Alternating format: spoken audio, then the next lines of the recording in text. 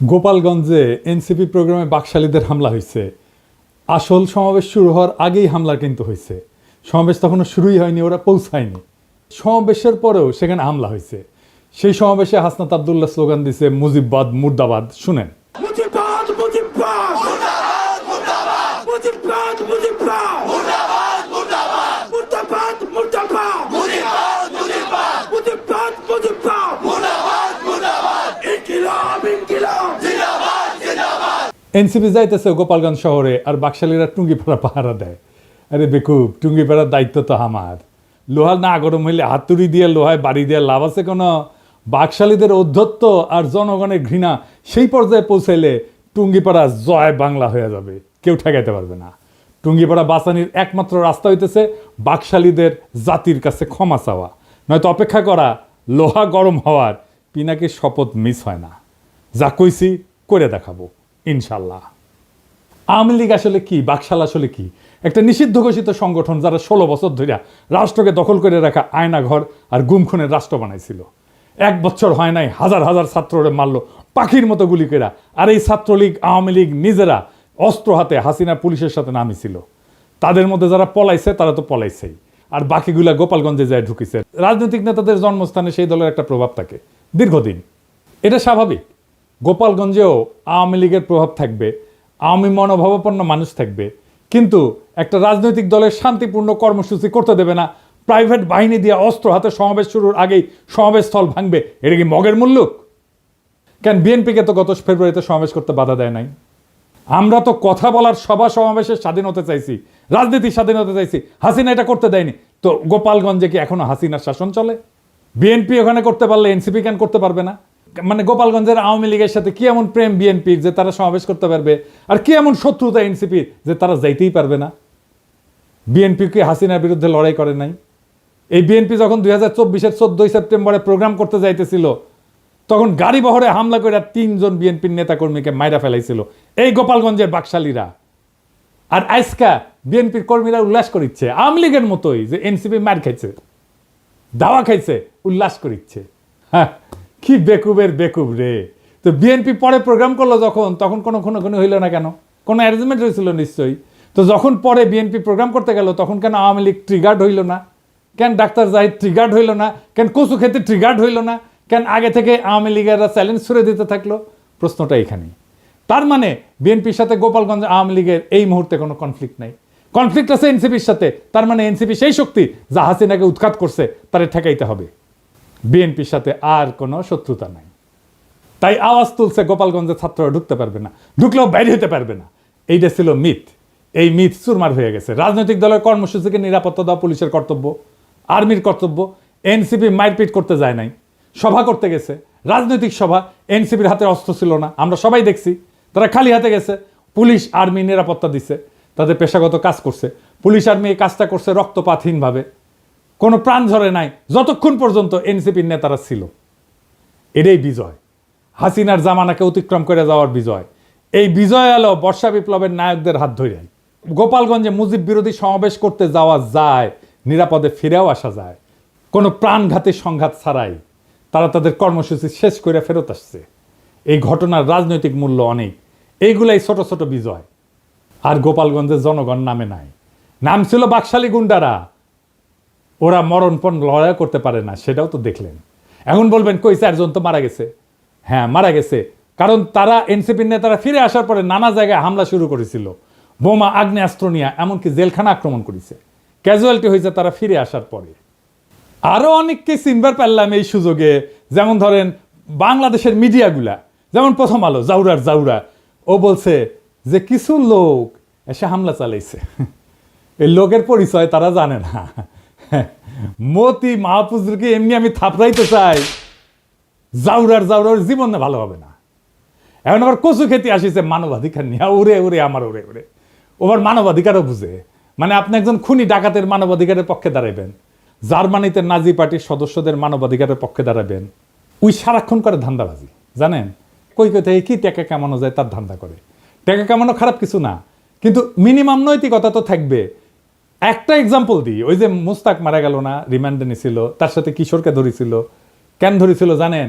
নাফিস শরাফতের একটা কার্টুন আঁকিছিল কিশোর, এই আইডিয়া সামির প্রকাশ করেছিল আই অ্যাম বাংলাদেশিতে। সামি ওইটার অ্যাডমিন, সে নিজেই কইছে যে দেখেন সেই পেজ সেই চালাইতো। সেই নাফিস শরাফত রেগে গিয়া এই কিশোর আর মুস্তাককে অ্যারেস্ট করে পিটায়। মুস্তাককে এতই পিটাইছিল যে সে প্যান্টে হাগে দিছিল। তারপর তো মুস্তাক মরে গেল। সেই নাফিস শরাফতের একটা কাজের জন্য এই সামি তদবির করছে মন্ত্রণালয়ে, কাজ দেয় না এই জন্য মন্ত্রণালয়ের দায়িত্বপ্রাপ্ত বিশেষ সহকারী পিছে সে লাগিছে, তার নামে রিপোর্ট করাইছে। যে আমার কমরেডকে মাইরা ফেলাইলো তার জন্য তদবির। সি সি সি সি রে সামি সি। আমি এটা শুনে বাকরুদ্ধ। একটা মানুষের নৈতিক পজিশন এত সহজে বেঁচে দেওয়া যায়? মুস্তাকের জীবনের এতটুকু মূল্য নাই তার কাছে। আমি যে ওরে অপছন্দ করি এমনি এমনি না, ওর মধ্যে বিবেক মনুষ্যত্ব কিচ্ছু নাই। ওর সঙ্গে যখন কথা হইতো তখন আমি বলছিলাম যে আপনি মোটা আজিজের মারছেন না, সেটা আমাদের জন্য ভালো হয়েছে, কিন্তু আপনার একটা বস্ত বড় ক্ষতি হয়েছে। আপনার মধ্যে একসময় রিমোর্স আসবে, অনুতাপ আসবে। আজ না হোক কাল আসবে, কাল না হোক পরশু আসবে, নয়তো মরার আগে আসবে। আপনার মনে হবে একজন মানুষ আপনারে বিশ্বাস করেছিল, সে খারাপ মানুষ তাতে সন্দেহ নাই, কিন্তু বিশ্বাস করছিল আপনাকে। সেই বিশ্বাস, ট্রাস্ট আপনি ভাঙছেন। ট্রাস্ট একটা খুব ইম্পর্টেন্ট জিনিস। বাংলাদেশে বিশ্বাস ভাঙাটা কোনো ব্যাপার না। আর এই কচুকেতিরকে দেখে বুঝলাম ও মরার টাইমে ওর রিমোর্স আসবে না। তবে আল্লাহর মায়ের বলে একটা জিনিস আছে না, সেটাও টের পাইতে শুরু করবে এখনই ও টের পাবে। বাংলাদেশের কোনো মানুষ তাকে আর বিশ্বাস করবে না। আর আমি তো আমার এপিসোডে তার প্রশংসা করেই যাব। মানুষ জানবে একজন অতিশয় ভালো মানুষ আছে দুনিয়ায়, সে ভালো কাজ করে, সে ভালো ছেলে। সন্ধ্যায় হাত মুখ ধুয়ে পড়তে বসে আর দেখে কোটি কোটি ধান্দা করা যায়, কোটি কোটি চান্দা আদায় করা যায়। কারে কারে দিয়ে চান্দা আদায় করে সেটাও জানি। যাই হোক, অনেকে কইতেছে যে এই হাসনাত আর্মি চিফের বিরুদ্ধে দাঁড়াইছিল, এখন আর্মির গাড়িতে কেন নিরাপত্তা নিল? আসেন ব্যাপারটা একটু বুঝে দেখি। আর্মি রাষ্ট্রের অধীনে একটা এজেন্সি, কিন্তু আর্মি নিজেই যদি একটা সার্বভৌম এজেন্সি হয়ে উঠতে চায় তাহলে রাষ্ট্রের নাগরিক তার বিরোধিতা করবে। আর্মি চিফ বাংলাদেশের পলিটিক্স নিয়ে কথা বলতেছে, যেটা তার ডোমেনের মধ্যে না। সে নিজে একটা সার্বভৌম এজেন্সি হয়ে উঠতে চাইছে। সার্বভৌম ক্ষমতা জনগণের, সেই সার্বভৌম ক্ষমতার শেয়ার কাউকে দেবে না গণসম্মতি ছাড়া। ওয়াকার গণসম্মতি ছাড়াই সেই সার্বভৌম ক্ষমতা নিতে চাইছিল। এনসিপি ছাত্ররা আমরা আর্মি চিফের সার্বভৌম এজেন্সি হয়ে এটার বিরোধিতা করছি, ভবিষ্যতেও করব যদি আবারও চেষ্টা করে। আমি রাষ্ট্রের নাগরিক হিসেবে রাষ্ট্রের বাহিনীর সব সার্ভিস পাওয়ার অধিকার রাখি। আমি নাগরিক হিসেবে তাদের নিয়োগকারীও বটে, আমাকে সেবা দেওয়া তার কর্তব্য। আর্মি চিফের সার্বভৌম এজেন্সি হয়ে ওঠার বিরোধিতা আর আর্মি নিরাপত্তা সার্ভিস নেওয়ার মধ্যে কোনো বিরোধ নাই, বরং রাষ্ট্র আর নাগরিকের মধ্যে সম্পর্কের ধরনই এটা। আর্মি এনসিপি নেতাদের অনুগ্রহ করে নাই, এনসিপি নেতারা ওয়াকারের বিরোধিতা করে ভুল করে নাই। আমার প্রোফাইলে বিএনপির পোলাপাইনরা এসে কমেন্ট করছে যে কেন ওরা পালায় আসলো, এটা কোনো হ্যাডম হইল? হ্যাডম নিয়ে হাঙ্কের সাথে ফাইট করতে আসে এনসিপি, বিএনপির সাথে ফাইট করতে আসে এই হ্যাডম নিয়া। আচ্ছা, খুব ভালো। 2023 সালের 28 অক্টোবর কয়েক লাখ লোকের সমাবেশ, সাউন্ড গ্রেডের আওয়াজে নেতারা মঞ্চ ছেড়ে পালায় গেছে। মির্জা আব্বাস বলে যে আমরা প্রাণ ভয়ে দাঁড়াইতে পারি নাই। মাঠ ফাঁকা, নেতারা শুধু না লাখো লাখো লোক ফাঁকা হইতে বেশি সময় লাগেনি। অস্ত্রের সামনে শূন্য হাতে টিকে থাকা সম্ভব না, এটা সবার মনে রেখে ট্রল করা উচিত। এই ছেলেদের অসীম সাহসের কারণেই গত বছরের 5ই আগস্ট হাসিনা দেশ ছেড়ে পালাই যেতে বাধ্য হয়েছিল। এই ছেলেগুলো তখন রুখে দাঁড়াইলে আজও হাসিনা মসনদে থাকতো, খালেদা জিয়া আজকাল জেলে থাকতেন, আর আপনাদের অনেকেই গুম হইয়া আয়না ঘরে থাকতেন, কেউ কেউ মারাও যাইতেন ক্রস ফায়ারে। আপনাদের কে বুদ্ধি দেয় এনসিপির পিছে লাগতে? আপনাদের দল তো ছাত্রদের জন্য বিবৃতি দিছে, তাদের নিরাপত্তার জন্য উদ্বিগ্ন হয়েছে। আপনার দলের নেতাদের সাথে তো আপনাদের ডিসকানেকশন। এখন আমি বুঝতে পারি যে কেন মির্জা ফখরুল মাঝে মাঝে মেজাজ হারায় ফেলে, কেন বক্তৃতা দিতে যে ধমকা ধমকি করেন, থাপ্পড় টাপ্পড় মারেন।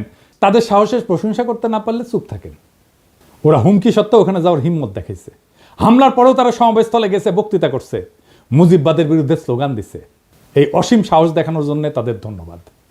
এইবার আসেন গোপালগঞ্জের আলোচনায়। কেন গোপালগঞ্জে যাওয়াটা জরুরি, দখল নেওয়াটা জরুরি? আসেন এই বিষয়টা আলাপ করে বুঝি। 1971 সালে 16ই ডিসেম্বর বাংলাদেশ স্বাধীন হয়। এটা আমাদের বিজয় দিবস। আমরা জানি যে ওই দিন আমরা পরাজিত করতে পারি, পাকিস্তানি বাহিনী আত্মসমর্পণ করে। 1971 সালে বাংলাদেশে পাকিস্তানি ভাবাদর্শের পরাজয় হয়েছে। তারপরে বাংলাদেশে পাকিস্তানি ভাবাদর্শে পলিটিক্স করা গেছে, যায়নি। বাংলাদেশকে মাইনাই পলিটিক্স করতে হয়েছে, এটাই নর্মাল। ওই সময় পাকিস্তানবাদী ছিল জামাত, এখনকার বাংলাদেশে পলিটিক্স করে, কিন্তু তারে বাংলাদেশ মাইনাই পলিটিক্স করতে হয় এবং পাকিস্তানি ভাবাদর্শকে ডিনাই কইরেই। তখন পাকিস্তানি ভাবাদর্শ পরাজিত হইলেও বেশ কিছুদিন কোন কোন এলাকা পাকিস্তানপন্থীদের আওতায় ছিল। ওই সমস্ত জায়গায় বাংলাদেশের সার্বভৌমত্ব প্রতিষ্ঠা করতে সময় লাগছে। যেমন ধরেন মিরপুর 1972 সালের 30শে জানুয়ারি পর্যন্ত মিরপুর দখলে ছিল পাকিস্তানপন্থীদের। ওইটা মুক্ত করতে গিয়ে জহির রায়হান মারা যান। নারিন্দা, নারায়ণগঞ্জ, শিয়া মসজিদ, মোহাম্মদপুর, খুলনা, পুরান ঢাকা, রূপসা, রাজশাহী, সিরাজগঞ্জ, বগুড়া, চিটাগাং পোর্ট, এইসব জায়গা 16 ডিসেম্বরে মুক্ত হয় নাই, পরে মুক্ত হয়েছে আস্তে আস্তে। ঠিক এইভাবে 2024 সালে বিপ্লবের পরেও বাংলাদেশে বাঙালি জাতীয়তাবাদ পরাজিত হয়েছে, আওয়ামী ভাবাদর্শ পরাজিত হয়েছে, মুজিববাদ পরাজিত হয়েছে। কেননা এইটা বাংলাদেশের সার্বভৌমত্ব মানত না, এইটা বাংলাদেশকে ইন্ডিয়ার পার্ট ভাবত। দেশের মানুষের বিক্ষোভের তোরে ইন্ডিয়ান আর্মিরে ডাকতেও তাদের আটকায় নাই, পাইকারি খুন করছে, দেশের জনগণের বিপক্ষে যুদ্ধ ঘোষণা করছে, তারা নিজেদের বাংলাদেশি মনে করা জনগণদের উপরে গুলি চালাইছে, সবাইকে বাঙালি হইতে বাধ্য করতে চাইছে। তাই ওইটা ফ্যাসিস্ট একটা রেজিম ছিল। তাই বাঙালি জাতীয়তাবাদ এবং মুজিববাদ, বাকশাল, আওয়ামী লীগ বাংলাদেশ আর পলিটিক্স করতে পারবে না, তারা বাংলাদেশি মানে না। কিন্তু 71-এর মিরপুরের মতোই 24-এও গোপালগঞ্জে এখনো বাঙালি জাতীয়তাবাদ, মুজিববাদ পরাজিত হয়নি। সেই জন্য হাসনাত আব্দুল্লাহর গোপালগঞ্জে দাঁড়ায় মুজিববাদ মুর্দাবাদ, এটা খুবই প্রতীকী একটা কাজ হয়েছে। মুজিববাদ মুজিববাদ মুর্দাবাদ মুর্দাবাদ মুজিববাদ মুজিববাদ মুর্দাবাদ মুর্দাবাদ মুর্দাবাদ মুর্দাবাদ মুজিববাদ মুজিববাদ মুজিববাদ মুজিববাদ মুর্দাবাদ মুর্দাবাদ ইনকিলাব ইনকিলাব জিন্দাবাদ জিন্দাবাদ। আমি গোপালগঞ্জের আমজনতারে বলবো, আপনারা বাংলাদেশ না মানা রেসিস্ট, ফ্যাসিস্ট বাঙালি জাতীয়তাবাদে থাকেন না, আর মদত দিয়েন না। সারেন্ডার করতে বাধ্য করেন অ্যান্টি বাংলাদেশ বাঙালি জাতীয়তাবাদী এবং মুজিববাদীদেরকে। পরাজয় মাইনে নিতে বলেন, মাইনে নিয়ে বাংলাদেশের মেইন স্ট্রিমে জয়েন করতে বলেন মেহেরবানি কইরা। আর এটা যদি না করতে চান, গোপালগঞ্জ বিপ্লবের বাংলাদেশের সার্বভৌমত্ব প্রতিষ্ঠা করা হবে। আপনারা এক সপ্তাহ টিকতে পারবেন না, আর্মি পুলিশ কিচ্ছু লাগবে না, জাস্ট আপনাদের সাপ্লাই চেইন বন্ধ করে দেওয়া হবে। আপনারা বাইরে হতে পারবেন কিন্তু ঢুকতে পারবেন না। সব ইকোনমিক অ্যাক্টিভিটিস বন্ধ হয়ে যাবে, জ্বালানি তেলের সাপ্লাই বন্ধ হয়ে যাবে, গ্যাস বন্ধ হয়ে যাবে, ইলেকট্রিসিটি সাপ্লাই বন্ধ করে দিলে আপনারা শেষ। আগে ঘোষণা দেওয়া হবে, শহর ছাড়েন, 24 ঘন্টার মধ্যে ফাঁকা হয়ে যাবে শহর, সব সরকারি কর্মচারীদের উইথড্র করা হবে। পারবেন 7 দিন টিকতে? প্রফেসর ইউনূসের দায়িত্ব বাংলাদেশের সার্বভৌমত্ব প্রতিষ্ঠা করা গোপালগঞ্জে।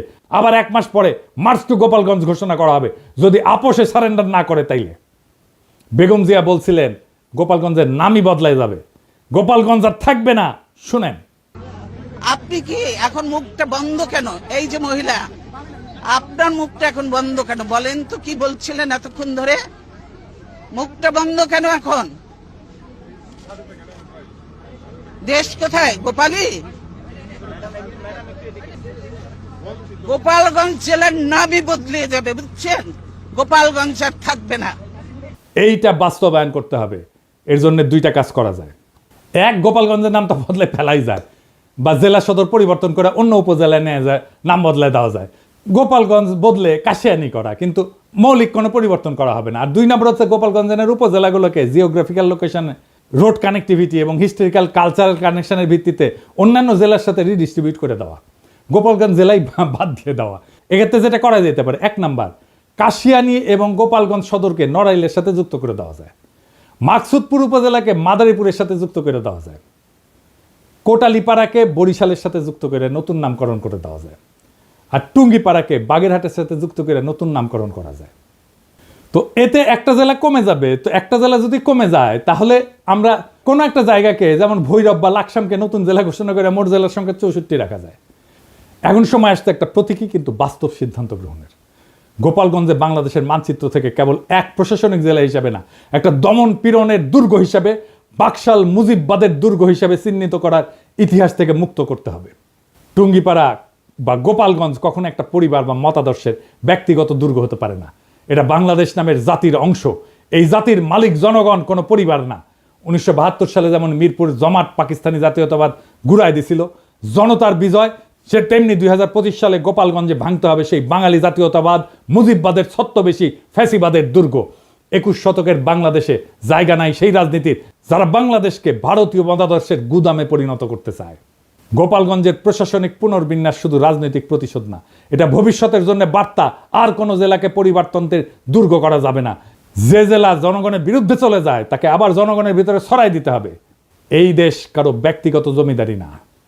মুজিববাদ না বাংলাদেশ জিন্দাবাদ, বাকশাল না গণতন্ত্র জিন্দাবাদ, টুঙ্গিপাড়া না সার্বভৌম বাংলাদেশ জিন্দাবাদ। আমরা চলছি, আমরা চলা শুরু করছি, আর থামবো না। এবার শুধু ঢাকাই না, আবার হবে মার্চ টু গোপালগঞ্জ। যদি না মানে আপোষে, তবে শুরু হবে গণজনতার শুদ্ধি অভিযান। গোপালগঞ্জ থাকবে না, থাকবে শুধু বাংলাদেশ। ইনকিলাব জিন্দাবাদ।